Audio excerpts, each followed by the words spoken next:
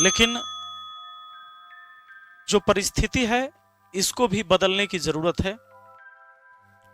आज सिर्फ वर्चस्व की लड़ाई में एक परिवार का एक नौजवान बेटा जो अपने माँ बाप का बोझ अपने कंधे पर लेने वाला था, वो अब इस दुनिया में नहीं रहा।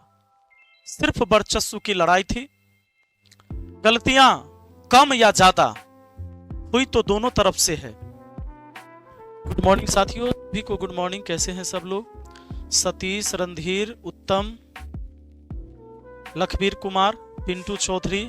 एक चीजों के लिए मैं आप सभी से क्षमा चाहूंगा कि अभी कोचिंग जगत में जो घटनाएं हुई इसमें हम सब जिम्मेदार हैं, क्योंकि अगर कोचिंग जगत में कोई भी घटनाएं हुई हैं और घटनाएं ऐसी जो कोई अगर निंदा कर रहा है तो उनके शब्द कम पड़ जाए, इसके लिए हम सभी शिक्षक समाज का जो एक चेहरा था वो धूमिल हुआ है। ये किसी के हित में सही तो नहीं हुआ, चाहे जो भी हुआ। साथियों, मैं आपसे फिर से आग्रह करूंगा कि अब जितनी भी चीजें हो गई वो चीजें अब मामला कोर्ट की होगी, और आप सबने अपने समय को बर्बाद किया, बहुत सारा टेंशन लिया, तो अब मुझे लगता है कि वापस लौटिए, लगिए फिर से। थोड़ा सा समय लगेगा आपको सेट होने में, अपनी पढ़ाई को फिर से शुरू करने में। बातें दिमाग से एकाएक खत्म नहीं होती है, लेकिन जो परिस्थिति है इसको भी बदलने की जरूरत है। आज सिर्फ वर्चस्व की लड़ाई में एक परिवार का एक नौजवान बेटा जो अपने माँ बाप का बोझ अपने कंधे पर लेने वाला था, वो अब इस दुनिया में नहीं रहा। सिर्फ वर्चस्व की लड़ाई थी। गलतियां कम या ज्यादा हुई तो दोनों तरफ से है, पर क्षति एक तरफ का बड़ा हो गया। वो क्षति, कोचिंग तो दोबारा आप स्टार्ट कर सकते हो कोई भी व्यक्ति, पर जब किसी की जान चली जाए उसे हम दोबारा वापस नहीं ला सकते हैं। मैं एक शिक्षक होने के नाते मैं भी अपने कर्तव्य को निभाया। इसमें भी ना जाने कितनी वो सारी चीजें मुझे सुनना पड़ा, सहना पड़ा। मैं अपने साथ साथ, आप यूं कहिए, अपने पूरे परिवार को भी परेशानी में डाला। सिर्फ वर्चस्व की लड़ाई। कभी आपने कुछ ऐसे बयान दे दिया सामने वाले के लिए, कभी उसने आपके खिलाफ बयान दे दिया। ज्ञान बिंदु कोचिंग सेंटर और खान जीएस रिसर्च सेंटर, ये दोनों के साथ बयानों की लड़ाई तो छात्रों के बीच आम था। आपने लगातार सुना भी होगा, आप एग्री करेंगे मेरे इन बातों से।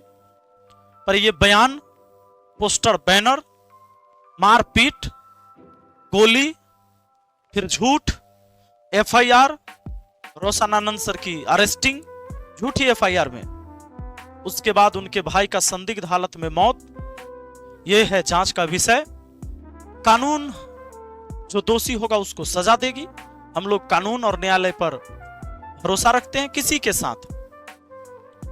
पर जितनी भी चीजें हो गई, कहीं ना कहीं शिक्षा जगत को कलंकित कर दिया।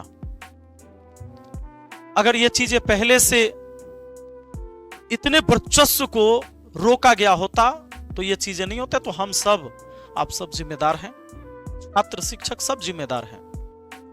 इसलिए मैं कहता हूं, हमारे गुरुजी भी कहते थे, जिन्होंने मुझे पढ़ाया, आर.एस. राठौर सर, एक टाइम बिहार के सबसे मशहूर गणित के शिक्षक हुआ करते थे।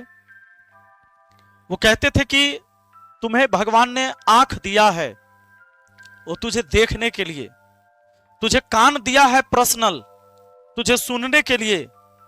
अगर ईश्वर की मानसा यह होती कि कोई देख के तुझे बोल दे और वही तुम मान लो, कोई सुनकर तुझे सुना दे और तुम वही मान लो, ईश्वर की यह मानसा होती तो तुझे पर्सनल आंख नहीं देते, पर्सनल तुझे कान नहीं देते। इसलिए अपने कान को खोलो, अपने आंखों को खोलो और सही से देखो। आज शिक्षा जगत में जो भ्रामक खबरें फैलाई जा रही हैं, यह आज तो मैंने केजीएस की बात करी, खान जीएस रिसर्च सेंटर की बात करी कि फर्जी वो सारे चीजें बनाए गए कि इसको फर्जी इनकम टैक्स ऑफिसर बना दिया गया, इसको फर्जी आरओ रेवेन्यू ऑफिसर बना दिया, इसको फर्जी एयरफोर्स बना, ये सब फर्जी है ना, सब फर्जी बन गए। तो इसलिए मुझे याद आया कि मेरे गुरुदेव ने जो कहा था कि अपनी आंखों को खोलो, अपने कान को खोलो, ईश्वर ने तुझे अलग से दिया है। उसकी मानसा होती कि तुम किसी के द्वारा सुने गए बात को ही मान लो, किसी के द्वारा देखे गए बात को ही तुम देख लो, तो भाई में अकेले एगो के दे देता, बाकी भाई सब ऐसी ही उसके वजह से ही सुनता और देखता। तो अपनी लॉजिक का इस्तेमाल करना जरूरी है। भ्रामक विज्ञापन, ये ऊपर से आप यूपीएससी के कोचिंग से ले लो, नीचे तक आता है। यह मुद्दे पर जिस पर मैं बात कर रहा हूं अभी, ये भ्रामक ऐड की, भ्रामक प्रचार की और एकदम फर्जीवाड़ा की, इस पर तो बहुत सारे शिक्षक बोलने से बच रहे हैं, क्योंकि बहुत सारे लोगों ने ये किया है और इस पर वो बोलने से बचते हैं। वो सोचते हैं कि भाई कहीं मैं इसमें पढ़ूंगा तो मेरे ऊपर भी हो जाएगा, हो सकता है। साथियों, मेरा जो कर्तव्य बनता था कि मैं आपकी आंखों को खोलो। क्या आपको ऐसा नहीं लगता कि मैं यहां 10 लड़कों को आज बुलाकर वर्दी पहनाकर कह दूं कि पिछला बैच जो मैंने दिया था उसमें ये 10 लड़का बिहार पुलिस बना था, तो तुम लोग आ जाओ, तो क्या आप मोटिवेट नहीं होते इससे? मैं अगर सबकी कहानी बारी बारी सुना दूं, ये बहुत गरीब है, ये है, ये वो है, इसके पिताजी ठेला चलाते थे, लेकिन ये मेरे यहाँ 5 महीना पढ़ा, मैंने इसको दरोगा बना दिया, आप मोटिवेट नहीं होते इससे? शिक्षक समाज का आईना है। शिक्षक को स्टूडेंट देवता की तरह मानता भी है। आज भी शिक्षक को जितना सम्मान दिया जाता है, इतना सम्मान किसी और पद पर, किसी और पद के लिए निकलता भी नहीं किसी से। लेकिन हम सभी शिक्षकों ने इसे कलंकित किया है। मैं पूरे शिक्षक समाज के तरफ से भी माफी मांगता हूं। हम आपके इमोशन के साथ आपकी गरीबी को बताकर बेचना, ये कहीं शोभा हमें नहीं देता है।